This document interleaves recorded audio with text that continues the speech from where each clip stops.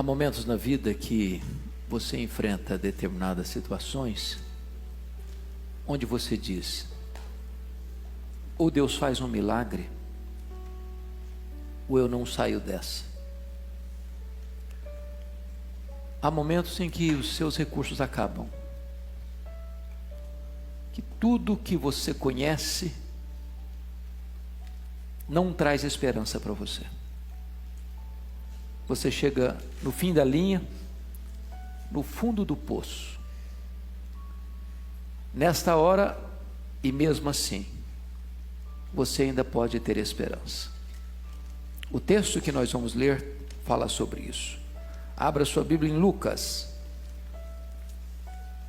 capítulo 5, versos 12 a 16. Lucas 5, 12 a 16. E esse texto diz assim: aconteceu que, estando ele, Jesus, numa das cidades, veio à sua presença um homem coberto de lepra. Ao ver a Jesus, prostrando-se com o rosto em terra, suplicou-lhe: Senhor, se quiseres, podes purificar-me. E ele, estendendo a mão, tocou-lhe, dizendo: quero, fica limpo. E no mesmo instante lhe desapareceu a lepra. Ordenou-lhe Jesus que a ninguém o dissesse, mas vai, disse, mostra-te ao sacerdote e oferece, pela tua purificação, o sacrifício que Moisés determinou para servir de testemunho ao povo. Porém, o que se dizia a seu respeito cada vez se divulgava mais. E grandes multidões afluíam para o ouvirem e serem curadas de suas enfermidades. Ele, porém, se retirava para lugares solitários e orava. Este milagre de Jesus Cristo está registrado nos 3 evangelhos sinóticos: Mateus, Marcos e Lucas.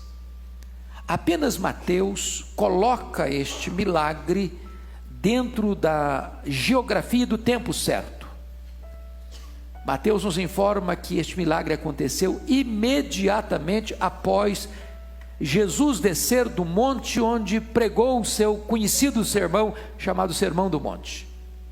Depois de apresentar os grandes ensinamentos do reino, agora Jesus prova a sua autoridade realizando um grande milagre. Muito provavelmente deve ter sido em Cafarnaum ou outra cidade às margens do mar da Galileia, uma vez que este monte ficava exatamente defronte do mar da Galileia. E então você nota aqui que um homem que o doutor Lucas, e Lucas que era médico, é o único que faz esse registro, um homem coberto de lepra. Isso mostra que a enfermidade estava no seu estado mais avançado.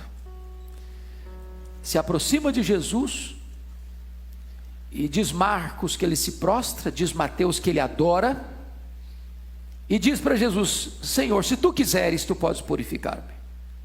Marcos nos informa que Jesus, cheio de compaixão, disse, tocou e disse: quero, fica limpo. E imediatamente ficou limpo. Então Jesus dá uma ordem para ele não contar nada para ninguém, mas ir ao sacerdote, oferecer o sacrifício que a lei de Moisés exigia, e então retornar à sua casa e certamente à sua lida. À luz desse texto, eu quero então destacar aqui alguns pontos para a nossa reflexão. Primeiro, vamos olhar a situação do doente. Olha o versículo 12 comigo. Aconteceu que, estando ele numa das cidades, veio à sua presença um homem coberto de lepra. Irmãos, é curioso que Lucas, o médico, é que detalha esse ponto. Ele não era um homem leproso apenas, ele era um homem coberto de lepra. A lepra era uma doença progressiva. Havia, para vocês terem ideia, na época, 72 formas curáveis e incuráveis de lepra. A palavra lepra e o verbo ficar leproso significa descascar. Era uma espécie de alergia da pele em geral, mas havia outros aspectos dessa doença, que inclusive deixava a pessoa deformada, a carne ia apodrecendo, os centros nervosos iam ficando afetados, e a pessoa ia ficando num estágio de apodrecimento em vida. A pessoa virava uma carcaça humana. Certamente quando uma pessoa era descoberta com lepra, e era o sacerdote que dava esse diagnóstico, imediatamente essa pessoa tinha que ser retirada do convívio da família, da sociedade, da sinagoga, e ser isolada num leprosário, às vezes numa caverna, e ali passar o resto dos seus dias nesse estágio progressivo da doença, apodrecendo até o final da sua vida. Esse homem já estava no estágio avançado da doença, e por isso Lucas diz que ele estava coberto de lepra, talvez deformado, talvez com a carne apodrecendo, talvez envolto em trapos, e a sua carne misturando com os trapos, apodrecendo. Este homem mal cheiroso, este homem no estágio deplorável, e é esse homem nesse estado, já sem qualquer esperança, é que se aproxima de Jesus. É curioso que a lepra era mais do que uma doença na época. A lepra era um símbolo da ira de Deus. Tem 3 casos na Bíblia de lepra que eram reflexos da ira de Deus: rebelião, no caso da Míriam, irmã de Moisés; mentira, no caso de Giazi, companheiro de Eliseu; e orgulho, no caso de o rei Uzias. A lepra tinha uma conexão muito estreita com o pecado. Se não vejamos, ela era mais profunda do que a pele, diz a Bíblia, em Levíticos 13:3. O pecado é profundo, ele não é apenas raso, não. A lepra separa, como o pecado separa, Isaías 59:2. A lepra insensibiliza, é por isso que muitas pessoas descobrem estão leprosas, quando cai uma água quente, já não sente nada. O pecado vai insensibilizando as pessoas. A lepra deixa marcas no corpo, deformações, o pecado deixa deformações no caráter. A lepra contamina, o pecado é assim. Se você anda com gente que está vivendo uma vida errada, você acaba imitando aquele comportamento errado, contaminando. A lepra deixa a pessoa impura, o pecado também deixa. Finalmente a lepra mata. O salário do pecado é a morte. Esse homem estava, portanto, numa situação irremediável. Não havia solução para ele na medicina, não havia solução para ele na religião judaica, não havia solução para ele em qualquer recurso da terra. E mesmo nessa situação, esse homem vai a Jesus. Como é que ele chega diante de Jesus? Confira aí comigo. Versículo 12. Veio à sua presença. Ao ver Jesus, prostrou-se com o rosto em terra e suplicou-lhe: Senhor, se quiseres, pode purificar-me. Ele chega de forma humilde, ele não chega fazendo exigência, ele chega adorando, ele chega confiando que Jesus tem poder para resolver o problema dele, se tu quiseres. Ele chega reconhecendo a soberania de Jesus e submetendo à vontade soberana dele: se tu quiseres, tu podes. Ele reconhece que Jesus pode o que ele não pode: tu podes purificar-me. Eu não sei que tipo de problema você trouxe aqui nessa tarde. Louvado seja Deus, você não está com lepra de uma enfermidade física, mas o pecado é pior que a lepra. A lepra só pode matar o corpo, o pecado mata o corpo e destrói a alma. Hoje você pode também vir a Jesus e encontrar solução, ainda que o seu problema seja humanamente insolúvel. Mas note comigo o segundo ponto aqui, que depois do doente vem o médico. Ele reconhece no verso 12 que esse médico é onipotente. Se tu quiseres, tu podes. Qualquer médico, por mais instruído ou experiente, ou conhecedor de toda a gama da ciência e dos ramos da medicina, ele tem limitações. Mas esse homem reconhece que Jesus é um médico que não conhece limitações. Ele não sabe o que é causa perdida. Ele não sabe o que é problema insolúvel. Ele não sabe o que é uma vida irrecuperável. Ele não sabe o que é um pecado que não possa receber perdão, onde há quebrantamento e arrependimento. Então ele vai a Jesus. Agora notem comigo o médico no versículo de número 13. E ele, Jesus, estendendo a mão, tocou-lhe dizendo: quero, fica limpo. É curioso que um leproso não podia ser tocado. Se um puro tocasse num leproso, o puro tornava-se impuro. Mas Jesus, sendo puro, toca o impuro e não fica impuro, mas torna o impuro puro. Ele muda o quadro, ele reverte a situação. Mas Marcos nos informa que o Senhor Jesus toma duas atitudes. Primeiro, ele se compadece daquele homem. Segundo, ele toca aquele homem. Por que Jesus toca aquele homem? Por que Jesus não o cura à distância como curou os outros 10 leprosos? Para mostrar uma coisa para nós: Jesus é capaz não apenas de curar a sua enfermidade, Ele é capaz de se compadecer de você.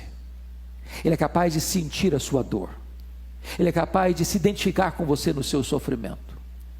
Ele é capaz de dar um passo a mais e além e dizer o seguinte: mesmo que você esteja apodrecendo, como aquele homem estava apodrecendo, eu me importo com você. Para mim você tem valor, para mim você é importante. A palavra tocar na língua grega aqui não é apenas um toque de leve e sem, até com repulso, até como às vezes você e eu fazemos. Uma pessoa chega para pedir uma esmola para você, às vezes ela está tão suja, tão maltrapilha, tão mal cheirosa, que você é capaz de abrir o vidro do seu carro e dar uma moeda, um dinheiro, mas evitando que a pessoa toque na sua mão ou aperte a sua mão. Ou nunca aconteceu isso com você? A palavra toque aqui é no sentido de uma espécie de abraço. É como se Jesus tivesse envolvido aquele homem mal cheiroso, apodrecendo, dizer: eu me importo com você. Eu quero curar não só a sua doença, eu quero curar a sua alma, eu quero curar suas emoções, eu quero curar a sua autoestima achatada, eu quero curar seu complexo de inferioridade, eu quero curar os traumas da sua mente, das suas emoções, da sua alma, da sua vida. Veja mais o que esse médico faz. Além de tocar esse homem, Jesus responde para ele assim: quero, se tu quiseres. Jesus responde: eu quero. E Jesus diz: fica limpo. A medicina da época não podia falar isso, a religião da época não podia falar isso, os sacerdotes da época não podiam falar isso. Eles podiam só identificar e diagnosticar a doença, mas eles não tinham poder para curar a doença. Pois Jesus é o médico dos médicos, pois Jesus é aquele que resolve o seu problema que nenhuma outra pessoa pode resolver. É aquele que pega você na situação mais adversa da vida e diz: para você não tem saída na sua família, na medicina, na psicologia, nas filosofias humanas, na religiosidade humana, mas aquilo que os homens não podem fazer por você, eu posso fazer e vou fazer e faço agora. Fica limpo. Fica limpo. A terceira coisa que eu chamo a sua atenção aqui no texto é a cura. Veja você comigo, por gentileza, no versículo 13, está escrito assim: e no mesmo instante lhe desapareceu a lepra. A lepra era uma coisa tão grave lá naquele primeiro século, que a cura de um leproso era considerada pelos judeus uma ressurreição. Quando alguém ficava leproso, já podia assinar o atestado de óbito, só não precisava marcar o dia. Não dá para marcar o dia, mas o atestado de óbito já podia ser assinado. Não era reversível essa doença. Era impossível que alguém pudesse ser curado de uma maneira natural da medicina. E o texto nos informa que não foi depois de uma semana, nem foi depois de um mês, não foi depois de um ano, não foi depois de um tratamento longo. Diz o texto que imediatamente o homem ficou curado, lhe desapareceu a lepra. Mas isso implica outras coisas, irmãos. Isso implica que aquele homem, se já estava todo coberto de lepra, ele já estava deformado. Certamente as cartilagens não existiam mais, O nariz, as orelhas, os lábios, a ponta dos dedos, tudo isso estava já contaminado, tudo isso já estava deformado, e Jesus refaz esse homem, Jesus repagina esse homem, Jesus devolve a esse homem o seu estado anterior. Jesus faz um milagre pleno e completo, não só fazendo com que a enfermidade desaparecesse, mas o seu corpo fosse restituído e restabelecido. Eu quero dizer para você que a sua cura hoje pode ser completa. Eu quero dizer hoje para você que, por pior que seja a situação que você entrou aqui, com os seus dramas, com as suas angústias, com os seus traumas, com os seus recalques, com as suas dores, com os seus pecados, com as suas mazelas, com as suas quedas, com os seus fracassos, Jesus está aqui hoje e Ele é poderoso para reverter a situação mais difícil da sua vida e trazer para você cura completa, libertação plena. Libertação plena. Mas há uma outra coisa que eu quero destacar no texto. Veja comigo o que Jesus disse para ele no verso 14, é o testemunho. Ordenou-lhe Jesus que a ninguém o dissesse, mas vai e disse: mostra-te ao sacerdote e oferece pela tua purificação o sacrifício que Moisés determinou para servir de testemunho ao povo. Jesus dá duas ordens para ele, uma compreensível, outra parece que não. Imagine uma pessoa que está sentenciada à morte, é curada, é restabelecida, e agora quem o curou diz: não conta nada para ninguém não. Ele não conseguiu cumprir essa ordem, ele contou para todo mundo, ele saiu propalando isso. O que é curioso é que às vezes hoje Jesus diz: vai e conta para todo mundo, e a gente se cala. Hoje o pastor Ival disse aqui que 93% dos crentes hoje nunca levaram uma pessoa a Cristo. Não porque não receberam de Jesus uma ordem, ide por todo mundo e pregar o evangelho, mas é porque, a despeito de terem sido curados, libertos, perdoados, redimidos, resgatados, nós guardamos essa mensagem para nós. Nós não repartimos o pão com quem está com fome, nós temos o remédio e nós omitimos o remédio. Nós temos a saída para as pessoas, apresentou o evangelho e nós nos acovardamos. Este homem foi proibido de falar e ele falou. Mas quando Jesus vai e disse assim: vai lá, oferece o sacrifício ao sacerdote, o que Jesus está dizendo isso? Ele não estava curado? Claro que estava curado. O que Jesus está fazendo é protegendo esse homem. Se esse homem retornasse desse local para sua casa, ele poderia ser rejeitado. As pessoas podiam olhar para ele com censura, com milindres. Era o sacerdote que dava o diagnóstico da doença e era o sacerdote que liberava a pessoa da doença. Não, está curado, pode voltar. Era como se ele tivesse um certificado de cura, é como se ele tivesse uma garantia de que ele podia retornar à sua família, ao seu trabalho, à sinagoga, aos seus encontros sociais, sem qualquer possibilidade de alguém olhar para ele: não, você não pode entrar aqui, porque você pode ter ainda lepra, você de fato talvez ainda não tenha sido curado. Jesus está protegendo este homem com esta ordem. Isso é um testemunho de que o milagre de Jesus é verificável, é público e é real. O que Jesus pode fazer na sua vida, como fez na vida daquele homem, não é alguma coisa subjetiva apenas, é algo concreto, tangível, palpável, real, que as pessoas podem ver e podem testificar que o milagre de fato aconteceu na sua vida. Mas notem vocês um outro aspecto, um quinto aspecto nesse texto, que é o impacto que isso produziu. Versículo 15: porém o que se dizia a seu respeito cada vez se divulgava mais, e grandes multidões afluíam para o ouvirem e serem curadas de suas enfermidades. Em outras palavras, quando Jesus faz uma obra de transformação, de cura, de libertação, de restauração na sua vida, isso se torna notório para outras pessoas. E quando outras pessoas veem: eu conhecia você, olha como você mudou, o que aconteceu na sua vida? Você está tão diferente, o que aconteceu? E as pessoas começam a olhar para você. e vem essa mudança, e vem esse milagre, e vem essa libertação, e vem essa cura, e vem tudo aquilo que aconteceu de glorioso na sua vida. Elas querem também, elas querem experimentar isso também, e elas se interessam por isso também, e elas querem ouvir a mesma mensagem também, e elas querem receber o mesmo milagre também, e por isso diz que grandes multidões afluíam para ouvi-lo e para serem curadas. A grande pergunta hoje talvez seja essa: quem eu estou atraindo para ouvir Jesus e para receber de Jesus um milagre? Será que a minha vida atrai as pessoas para Jesus, ou a minha vida afasta as pessoas de Jesus?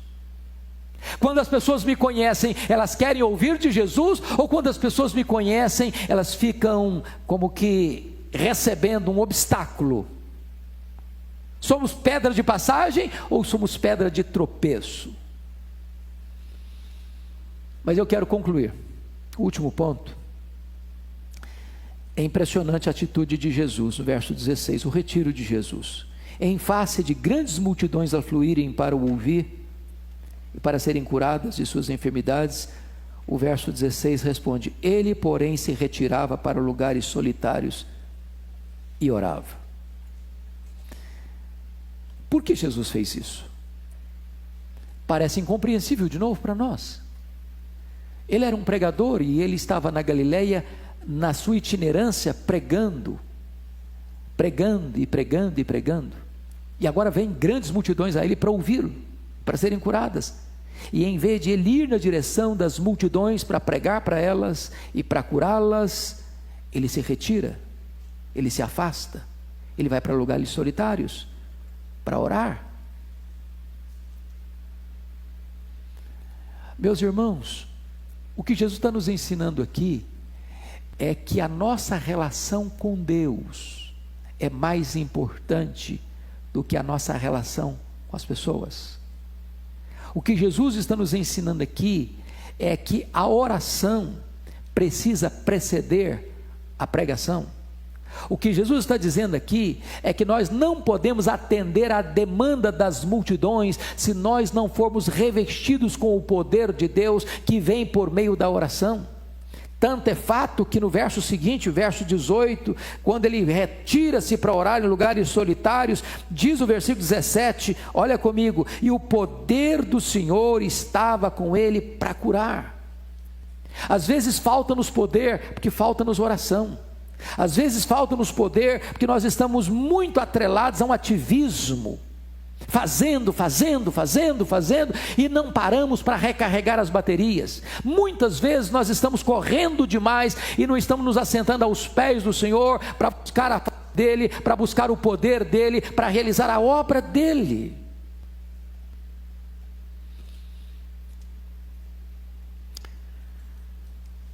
Eu quero dizer para você que Jesus é o mesmo. E talvez alguém aqui está aflito, e talvez alguém está aqui precisando de um milagre na sua vida. Talvez alguém está aqui hoje dizendo: Senhor, ou o Senhor faz um milagre e eu não vejo saída. Pois se você for a Ele com o coração quebrantado, tenha certeza, Ele se compadece de você. Ele toca você, Ele cura você, Ele restaura você, Ele restitui alegria a você, Ele faz tudo novo na sua vida. Vamos ficar em pé, vamos orar ao Senhor.